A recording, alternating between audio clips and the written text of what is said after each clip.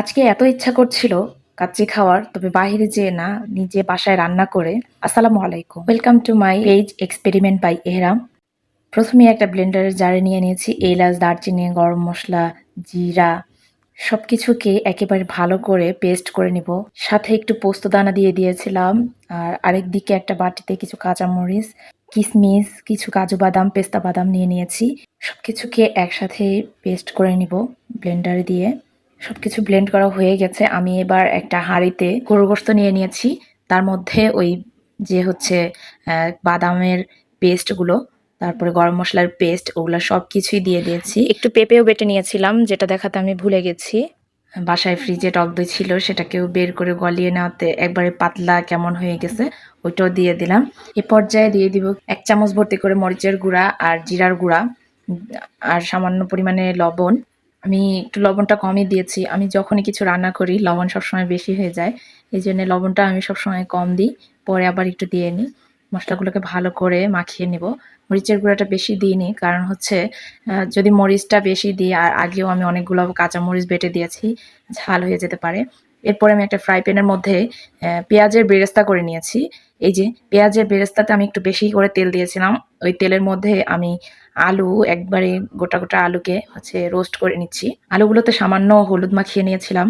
আর এইদিকে আমি হাঁড়ির মধ্যে পানি দিয়ে দিয়েছি, তার মধ্যে দিয়ে দিয়েছিলাম 2টা স্টার মশলা, জিরা, শাহি জিরা, এলাচ, দারচিনি। আমি ওই ক্লিপটা নিতে ভুলে গেছি।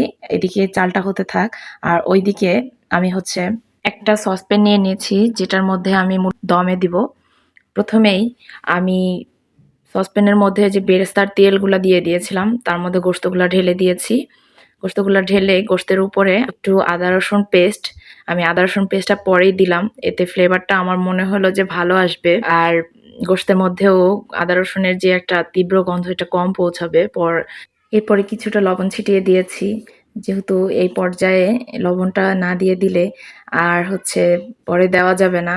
আমি একটু চেখে নিয়েছিলাম, অবশ্য চেখে আমি দিয়ে দিয়েছি। তারপরে উপরে আমি আলুগুলো বসিয়ে দিয়ে যে চালগুলা আমি হচ্ছে সিদ্ধ করে নিয়েছি, চালগুলো আমি 80% মতো সিদ্ধ করে নিয়েছি। এবার আমি উপর দিয়ে হচ্ছে কিছুটা যে পেঁয়াজের যে বেরেস্তাটা করে রেখেছিলাম ওইটা, আর কিছুটা পেস্তা বাদাম আর কাজু বাদাম দিয়ে দিয়েছি। তারপরে আমি আরও কিছু চাল ছিল, ওগুলো উপর দিয়ে দিয়ে তার উপরে কিছুটা বেরেস্তা, কাজু বাদাম, পেস্তা বাদাম, আলু বোখারা, কাঁচা মরিচ, যা যা লাগে সব দিয়ে দিয়েছিলাম। এটাই আমার লাইফে ফার্স্ট টাইম কাচ্চি রান্না করা ছিল।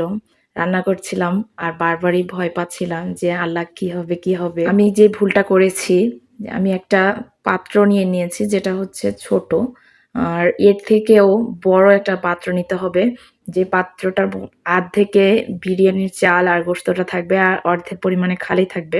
সবকিছু সেট করে দেওয়ার পরে কিছুটা আটা গুলে নিয়েছিলাম, সেগুলোকে হাঁড়ির চারদিকে আমি হচ্ছে রাউন্ড করে দিয়ে দিয়েছি। তারপরে ঢাকনাটাকে চেপে বসিয়ে দিয়ে আটাটা ঢাকনা আর হাঁড়ির সাথে একবারে এমনভাবে লাগিয়ে দিয়েছি যেন ভাপ না বের হতে পারে। এই যে এখানে আমি নেড়ে দেখিয়ে দিচ্ছিলাম যে আমার কাচ্চিটা কেমন হয়েছে। তবে দুর্ভাগ্যবশত আমি নাড়তে পারছিলাম না, অনেক বেশি হয়ে যাওয়ার কারণে।